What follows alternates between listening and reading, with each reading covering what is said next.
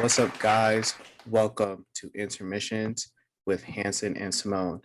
I am one of your hosts, Hanson, and on the other side is our co-host, Simone. Simone, say what's up to the crowd. Hi guys, what's going on today? Today, we are going to hit you with a double header. So, Simone, how have you been over these past two acts? I have been tired. It's been a tiring 2 weeks and life is literally hitting me. I'm sorry. It's It's been, okay. you sure? Yeah. All right. Yeah, it's been pretty crazy. Like, I don't even think you can even put it into words on just how so many things have just like happened over these past 2 weeks. But we're here. We are going to reset and we're going to get ready to go into the next act. So we've been talking about High School Musical, the series, season two. Okay. Since we missed last week, we're going to hit y'all with a double header talking about episode 3 and episode 4. Okay. The Valentine's Day episode and the snowing episode. Simone, what did you think about both of these episodes? Well, episode 3 first. So, episode 3, Valentine's Day. Look, guys, I was never one to be like, yippee, it's Valentine's Day. I was probably a Gina because I really didn't have a Valentine's at all, except for someone who knows. Anyway, so it was cute. I mean, not much really happened. It was a filler episode. I think the best thing that came out of that episode was Courtney singing and Ashlyn talking about how she felt about not really feeling like Belle because we see the animation and then she's not necessarily how she looks. And I think that is something positive, and that is a conversation that needs to be talked about more in like the theater and entertainment industries. Right. Because I feel like Ashlyn's arc is going to be very big in this season because like really how she talked about how she doesn't feel that she's Belle. Like that's such a mental block in a lot of girls when they watch Disney princesses growing up. Like you always just see this fine toothpick main girl leading the way. And if Disney is talking about diversity and trying to open up the gates, casting Ashlyn as Belle is a good first step. But can we actually talk about that for a second? Now thinking about it, there truly has not been a thick, or I'm gonna put in quotation marks, normal sized female lead in Disney animation. The only person I could think of is Nani from Lilo and Stitch. I totally agree with you. And the reason on why Lilo and Stitch doesn't get as much credit as its other movies is because it didn't make that much money. But I mean, if you look at all of the star princesses from Disney, none of them have been a normal sized girl that normal sized girls could look up to. Not really trying to put um a block on what it means to be normal. So let me not say normal. Disney hasn't opened up to letting their lead girls or their lead animation women protagonists to have a different shape than what they've shown. So Ashlyn being Belle really is a good first step because a lot of people are watching High School Musical, the series. And for a girl to be of a normal slash plus size figure, seeing Ashlyn take the role as Belle does give them that sense of opportunity to go out and perform to try and get Belle in the theater. Amen. And I hope that continues because when we talk about the trailer for episode 5, Bestfully, I truly got mad at the trailer, but we'll talk about that a little bit later. We'll talk about that. But yeah, so Ashlyn, definitely that's something real that happens. And I really hope that season 2 just continues to tackle in real issues, whether that be like personal issues or theater related, whatever the case may be. I felt bad for Gina. Truthfully, I did because she's alone, right? She doesn't have family around her. All she has is literally Ashlyn and her still crush on Ricky, which I truly don't understand why she still has a crush on Ricky. I don't understand why she has a crush on Ricky. I think I think it's because she feels that Ricky can relate to her. Oh, 100%. He can relate to her, but I think it goes a little bit more deeper than that. Maybe. I don't know. I felt like when she came over to the house or to the apartment, just cause my first mind, I'm like, Gina, what are you doing here? Like, I understand that you're feeling some like lonely, which again, I don't want people, like, if you do feel lonely in these instances, not to go and to reach out to somebody. But but Ricky is trying to like talk to Nini.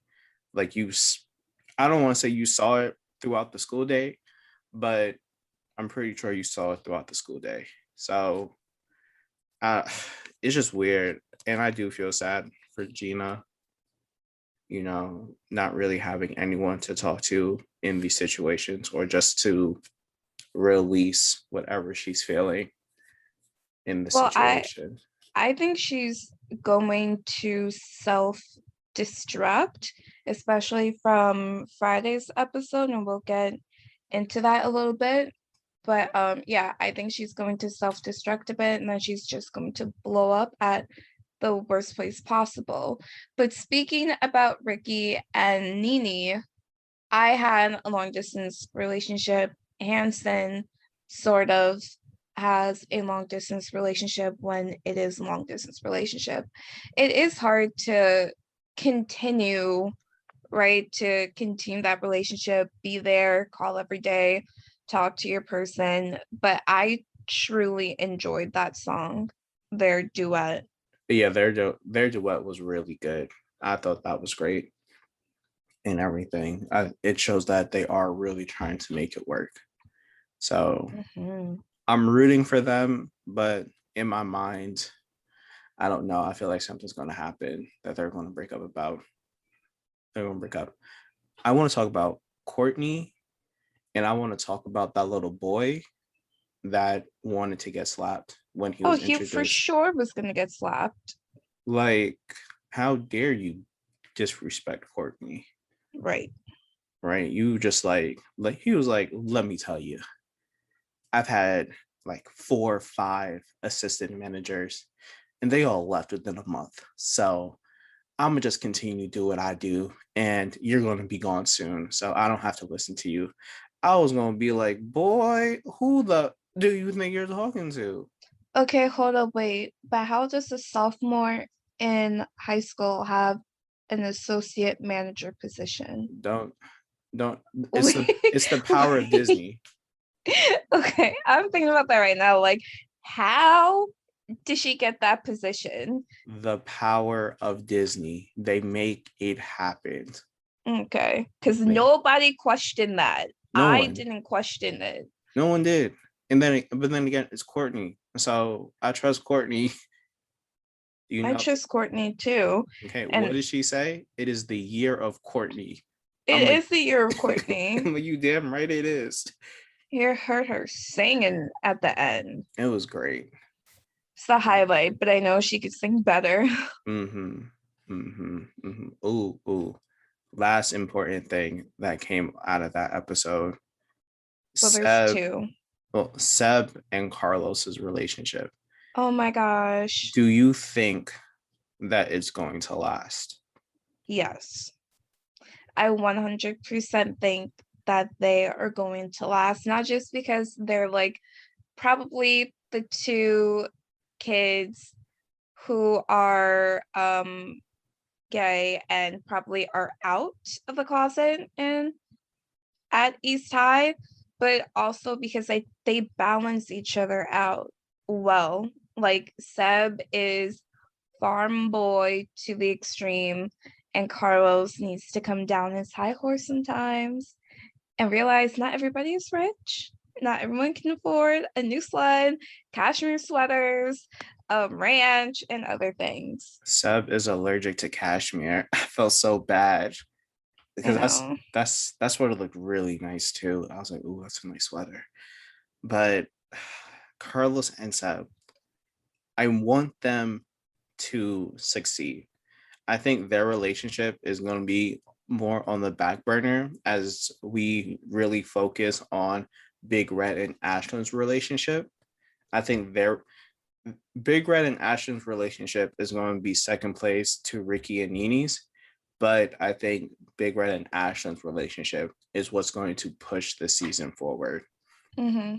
Seb and Carlos's relationship, I wanted to succeed, but I feel like there's going to be an episode where they just clash together, and Seb is going to be like, you do realize that what you provide for me, I can't provide back in terms of gifts, right? Yeah. Like that love language of gifts. I I think Seb is just going to be like, I can't match you at that level. Because when he gave Carlos the pot, right, his sentiment behind it was like really good and really cute, and I really appreciated it. Mm-hmm. To me, it looked like Carlos was just like, oh, thank you. But like, why couldn't you like match me? I don't know. I felt like that really wasn't like, I felt at the beginning it was the case, and then Seb kind of just spoke out of his ass with that one. And I think Carlos appreciates sentimental things more than anything else.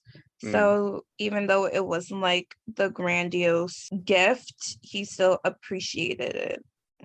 mm-hmm.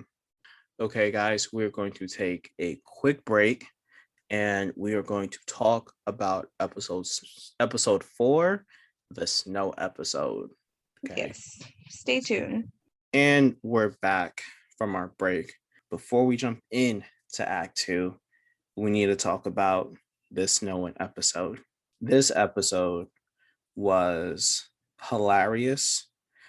But I think it's hilarious, but I think it also is starting to show us what's to come for like the later half of the season.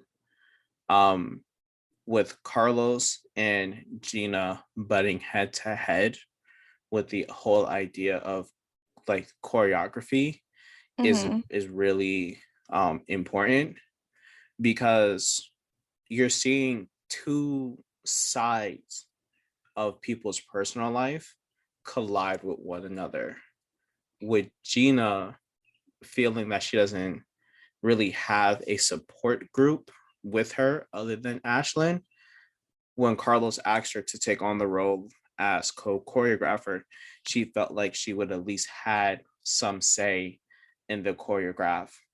Carlos, on the other hand, only feels that choreographing is really all he kind of has, you know. So seeing them collide with one each other was really interesting just because you really got to see their backstory in it. What do you think? I think that I really found it funny that both of them were clashing because obviously we could tell